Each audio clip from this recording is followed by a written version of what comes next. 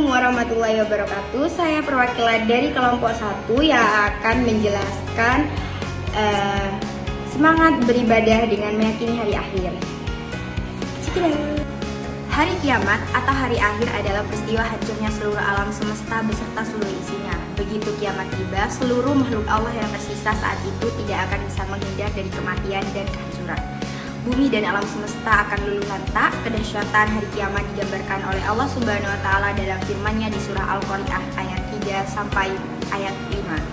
Yang isinya adalah wa ma adraka mal qari'ah yauma yakunun nasu kal farasil mabsus wa takunul jibalu kal ihnil manfus. Yang artinya adalah, tahukah kamu apakah Al-Qari'ah itu? Pada hari itu manusia seperti laron yang berterbangan dan gunung-gunung seperti bulu yang berhamburan.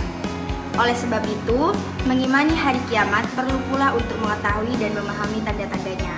Tujuannya agar mempersiapkan diri bahwa hidup di dunia hanya sementara dan perlu mempersiapkan diri dengan berbagai amalan soleh untuk bekal hidup di akhirat. Jenis kiamat dan tandanya. Pembagian jenis kiamat berdasarkan tingkat kedahsyatan kejadian di dalam dunia terbagi atas kiamat sugro dan kiamat kubro. Penjelasan masing-masing jenis kiamat ini sebagai berikut. Yang pertama, kiamat sugro. Kiamat sugro disebut pula kiamat kecil. Kejadiannya sudah ada sejak dahulu kala karena tanda-tandanya tidak menimbulkan kerusakan dahsyat. Banyak orang menganggapnya sebagai peristiwa normal. Kiamat sugro turut ditandai dengan berakhirnya kehidupan seseorang atau sebagian makhluk hidup. Makhluk Allah yang bernyawa akan dihadapkan dengan kematian sebagai suatu keniscayaan. Selain itu, tanda-tanda lain dari kiamat sugro adalah orang-orang berlomba-lomba meninggikan bangunan, merebaknya kebodohan dengan diwafatkannya ulama, hingga banyaknya kerusakan dunia. Yang kedua, kiamat kubro. Kiamat kubro merupakan kiamat besar yang menandai selesainya kehidupan di alam semesta. Alam semesta hancur bersama isi di dalamnya. Makhluk hidup tidak akan selamat dari kematian. Bahkan para malaikat sampai mereka dibandingkan kembali di akhirat.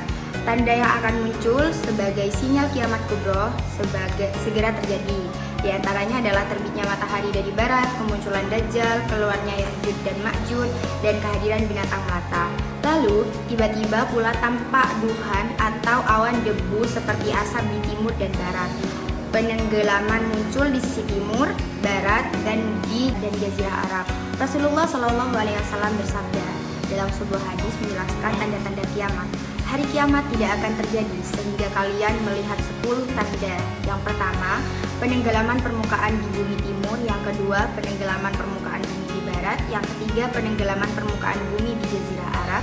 Yang keempat, keluarnya asap. Yang kelima, keluarnya Dajjal. Yang keenam, keluarnya binatang besar. 7, keluarnya Ya'juj dan Ma'juj. Terbitnya matahari dari barat. Dan yang kesembilan, api yang keluar dari dasar bumi yang menggiring manusia, serta yang ke-10 turunnya Isa bin Maryam alaihissalam. Dan bila semua tanda-tanda tersebut sudah tampak, kiamat kubro akan datang. Kiamat yang sesungguhnya ini berproses setelah trompet sangkakala pertama ditiup malaikat Israfil. Manusia, hewan, dan semua makhluk yang bernyawa tak terkecuali iblis bakal langsung mati. Kepastian waktu kedatangan kiamat kubro menjadi rahasia Allah. Tidak ada satupun orang yang mengetahui hal yang dapat dilakukan setiap umat, yaitu mempersiapkan diri dengan berbagai bentuk ketaatan pada Allah agar diringankan perjalanan di akhirat demi menuju surga Allah yang penuh kenikmatan.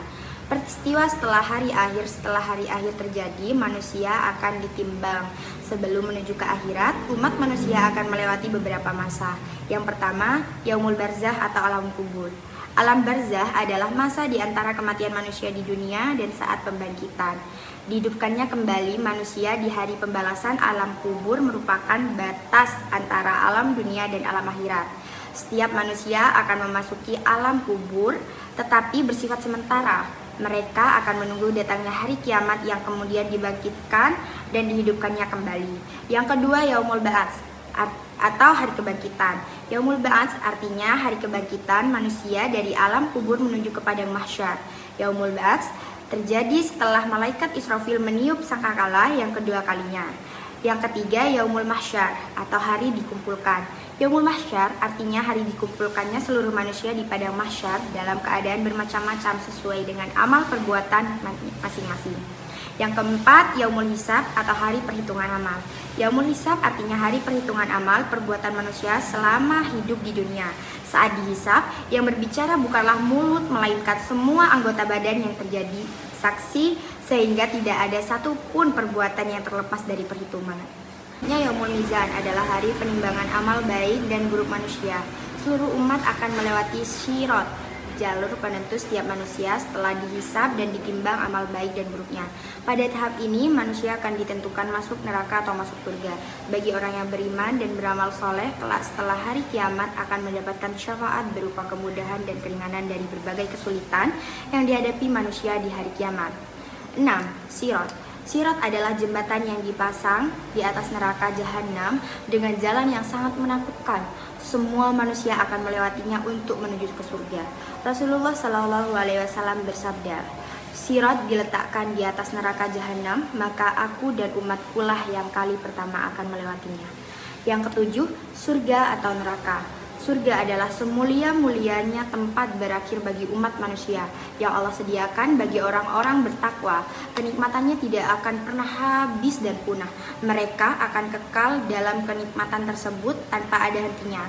Sementara itu, neraka merupakan tempat yang Allah sediakan untuk orang-orang kafir dan yang berbuat maksiat selama di dunia. Di dalamnya terdapat berbagai macam siksaan dan berbagai hukuman. Sekian penjelasan dari saya, kurang lebihnya saya mohon maaf. Wassalamualaikum warahmatullahi wabarakatuh.